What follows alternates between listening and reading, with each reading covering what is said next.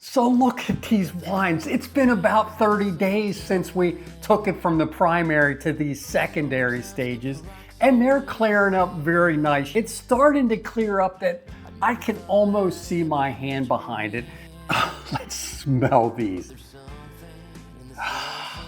Chardonnay. It smells delicious, and the Merlot, it smells like great wine for sure. We don't gotta stay friends forever. We can cross that line together. Find love, baby, never say never.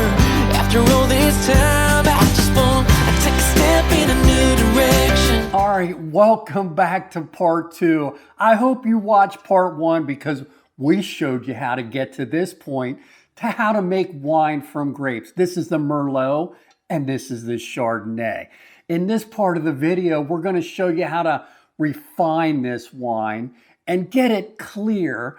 And then in part 3, we'll cover how to bottle and taste it and back sweeten it. All right, so it's been about 12 days. These airlocks have come down to a crawl. When this is about a minute apart in the bubbles, you know it's ready to test to see if it's ready to rack. So that's what we're gonna do. We're gonna open these, get our hydrometer in, make sure you're at a 1.0 specific gravity, and then we're ready to put it in our carboys. Now, there's a couple ways you can test this.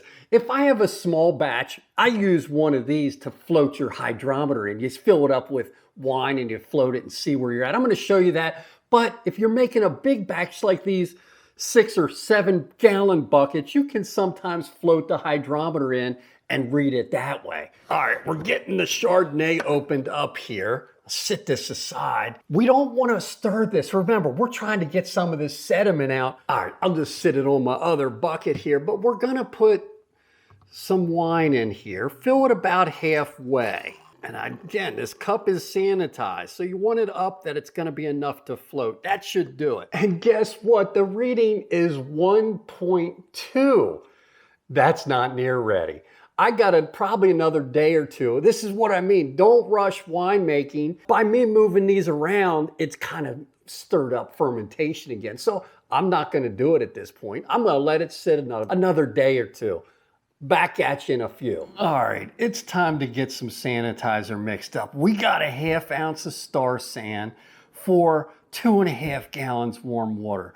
We're gonna throw our equipment in and we're gonna show you using this equipment as we go. So just know, sanitize. And all this equipment I got links for in the description. All right, it's been an additional 2 days. So we're gonna test this to see if we're down to that specific gravity of 1.0. So we can get this racked over into our carboys. All right, let's get it opened up. Got my sanitized paddle. I'm just gonna scoot this up and I'm gonna dip some wine out and we're gonna put it in our cylinder. And let's put it over here so we can see it a little better. Now, I got my sanitized hydrometer here. Again, we're looking for the specific gravity side. I got a whole video on using a hydrometer, so make sure you're watching that. But we're gonna drop this down and it should go all the way down to the 1.0 mark. But it's very close to 1.0. I'm okay racking it and getting in our carboys in this at this point because I'm going on vacation. I gotta get it done. Let's open the Chardonnay and see where this specific gravity is. We did these at the same time. It's been about almost 14 days. It's been day 13. So usually it'll take 7 to 14 days and we're right in the middle there. All right, so let's get some Chardonnay in this cylinder. Again, you're shooting for 1.0 or very close before you get it into your secondary. There's the sanitized hydrometer. Just drop it in and I'll get you a close up, but it's coming in almost exactly the same as the Merlot. A little bit higher than 1.0. I've got to get these in my secondary. It'll finish up in there if it has to. So we'll get this lid back off. And I got my racking cane over here, soaking in sanitizer. Get all the liquid out that you can. We're gonna slide this down inside of our bag, put this down into our carboy that's sitting down here. We don't need any additives at this point because we're just gonna get this wine out and we're gonna let it naturally settle for the first racking. The next time we'll probably put bentonite if it's cleared in. We got wine going down to our carboy. It smells like wine for sure. Let's just fast forward, get this done. Now, one thing I'm gonna do is we don't wanna squeeze this that much, but I'm gonna lift it up and tilt it a little bit so I can make sure I'm getting all my wine. This will drip dry, and that's all you need to do at this point. Let it drip. So there, I'm lifting the bag to let it drip dry. I hope you can see that. Then I'm gonna tilt it as we go so I can make sure I'm getting all that wine out. You're gonna find some dead yeast at the bottom of your bucket. We're hoping to eliminate some of that at this point. You can hear it dripping down this bag.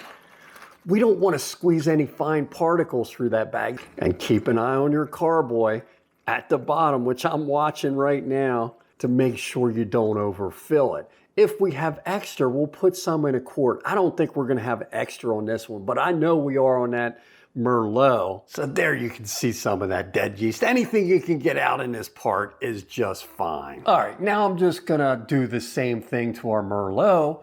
I'm gonna rack it. I'm gonna put it down into our sanitized carboy.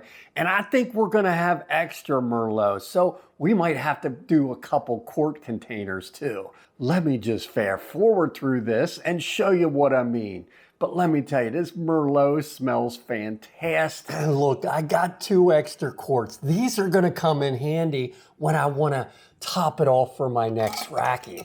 So just look at these lids. They kind of fit right on top of these, just like that. Perfect. So there we go. We got them both racked into our carboy. I put temporary airlocks in here. I gotta get them filled to the proper level. Same thing with our 2 extra quarts. I will sanitize all these down, but do you notice this Chardonnay? I didn't have quite enough to fill that up. And don't be afraid if you're a little bit short, especially in your first racking, you can squeeze your bag just a little bit. But I got some Chardonnay that I've already had in the basement, so I'm gonna open this up and top it off with more Chardonnay. If you got extra wine around, use it this way. Use your dry wine you might have saved at one point and just top it off with some of our extra Chardonnay to get it to the level. I like to get it right about here just to eliminate headspace. That's what we're trying to do, is eliminate headspace in this part of it. It might take this whole bottle. That's usually about, when I see that level, I know I gotta add. And so let's see, that should be perfect right there. And this one is just fine. So that's it. Now we'll check back in about 30 to 45 days and then we'll see if it's ready to hit with bentonite. And we'll hit it with bentonite and rack this and filter it till we think it's ready to bottle, which is gonna be part 3. Fast forward 30 to 45 days. It's time to get some bentonite in here. And we're only gonna have to do this one time because I'm pretty sure that it's clearing up about to where I like it. So it's time to get some bentonite, one of my favorite filtering or refining agents to use in winemaking. Again, I got links to everything that you see in these videos in the description. But you can see, you need 2 teaspoons for a half a cup of warm water, and that'll make 5 to 6 gallons. I'm gonna do 3 of these, 3 teaspoons, and I got 3/4 of a cup of warm water. Just do it the way you want and follow the instructions for your bentonite package. Now we're gonna stir this up into a slurry. So here, I got a fork. I find that's the best way to do this. And you're wanting to get this to a milkshake consistency. So that's what we're trying to do. This takes a little time and a little work, but just keep messing with it and you'll get it. You'll see what I mean here. So I'll just fast forward this. Now, I don't know if you can see that, but it's about like a milkshake. That's what you want. And what I'm gonna do now is get these into my 2 sanitized carboys. Remember, we got Merlot and we got Chardonnay. So I'm just gonna eyeball this and divide it equally between these 2 carboys. Now, if you have lumps, don't worry about it. If you remember in my other wine videos, we're gonna stir this for 3 to 4 days, and that will dissipate the lumps. There we go, now I got a funnel. I'll just add some of this.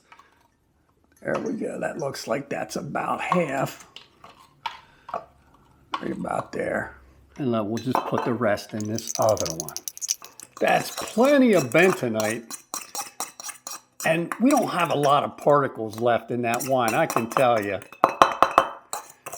All right, we're ready to get this wine racked into both of these. All right, well, let's start racking this. Let's start with the Merlot here, because I can tell you there may be a problem with this other one, and we'll get into that as we get there. But got to remove your airlock. We're gonna get this siphon going. Man, what's the deal here? Get this hose down in our bucket. Down below, I got that carboy with the bentonite in it. So I'm just gonna feed that hose down there and get a siphon going. And there we go. Now, one thing you wanna make sure when you're doing your refinement of your wine, as I'll show you in this video when we get down here, you wanna stay away from that sediment at the bottom, which is your dead yeast and some of the pulp that might be left around. You want to stay away from that. Waste is okay in winemaking. You'd rather waste a little bit of wine than to get some of that sediment in there. So let's just let this go down, and I'll get you a close-up of this too. Now you can see I'm getting close to the bottom here, and the sediment is down here. So when you get close, start to tilt it a little bit. If we get a little bit of this in, it's fine right now.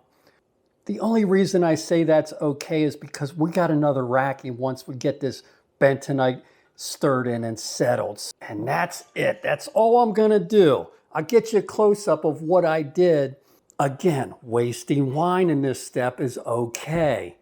So you can see the yeast down here and the particles. That's what I mean by staying away. Don't get any of that in your wine as much as possible when racking. So now I got one of my quarts. I think I could add this actually because I got plenty of room down there. That's why topping wine is good. So I'm just gonna rack this down into my carboy and watch both to make sure you don't overflow. And staying away from that stuff on the bottom, which this one doesn't have much in. So this is actually gonna be perfect. That's it. So now I got this extra quart. What would I do with that? Well, I ain't gonna waste it, that's for sure. I got a wine bottle down here. I hope I can do this without spilling, but I'm gonna rack this into a wine bottle and make a mess. Who didn't know that was gonna happen? But I got it close enough. So that's it, I got an extra bottle up here. But now it's time to do this Chardonnay. I won't bore you, it's the same process. I got a carboy down there with my bentonite in. We'll rack it in on top of that. We'll show you what it looks like once that's completed. So this is your objective, is to get as much of that garbage out, dead yeast and pulp out in the rackings each time. So you can see some nastiness in there. We got pretty much as we could get. All right, so where we got them both racked, the Chardonnay and Merlot. Now remember, we got the bentonite in the bottom of this. We got to get this stirred in at this point. So this one here was way up to here when I put that other quart in. So I actually took a little bit out with a straw, and I'll be tasting this a little bit later. But this one you can see is just maybe a tad a little bit low. We got a lot of wine out of that. So I got a whole video when you have maybe all the way down here. This is the most common wine problem. Make sure you're watching that video to see how much water you can actually put in. A little bit of water is fine. I think that's good. So now let's get these off and stirred up a little bit. And we're gonna stir this each day for the next 3 to 4 days usually. the bentonite, and then we'll let it sit until we think it's clear enough. So here we go. Let this sit on there for usually 30 seconds to a minute. I tell you, I love the color of these. Chardonnay is beautiful. The Merlot is a dark purple, exactly what you want. Let's get these stirred in. And remember, the bentonite's sitting down there at the bottom. You're gonna see some stuff on the side when it's splashed that bentonite. You can, kind of rub that a little bit. But as you stir this each day, that's gonna combine. And make sure you're switching directions. You want to get all that mixed in. A lot of you also ask, do I degas my wine? Well, when you put the bentonite in, you can see some of the gas coming out. This is doing some of the degassing for us. Overall, I don't go out of my way to degas it. It's just not necessary. Trying to scrape that bottom off too, because I know a lot of it's down there, but again, each day is gonna make this perfect. So now I got that one stirred up. I wipe down this stick because I don't want to really mix the flavors all that much. We will put this over here to rest for about 30 seconds. You notice I put the airlocks on this stuff right away. Oxygen is your enemy at this point. Keep as much out as you can. Let's get this airlock off and let's stir this one. Same way.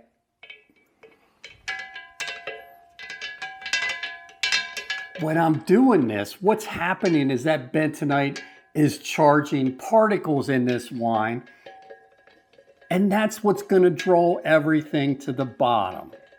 And I think that's good enough for today. So we'll do this for the next 3 to 4 days. So now what I'll do is I'll get the outsides of these sanitized, make sure I got the proper water level in my airlocks. We're gonna taste this. There's that sample, let's see. That's gonna be incredible. Again, if you did everything right at this point and you followed this recipe, this is completely dry. That's what you want. When we get to part 3 and we back sweeten this, it's gonna bring out that grape flavor and you will be totally amazed. It's gonna be fantastic. Here's the extra bottle I got out of that quart, that extra quart I had. I probably will make a simple syrup up and mix a little bit in with that and keep it in the refrigerator. We'll have that throughout the week, but I hope you enjoyed part 2. Don't miss part 3 for the tasting, the back sweetening, and the bottling. It's gonna be fantastic. And if you missed part 1, get on it. We don't gotta stay friends forever. We can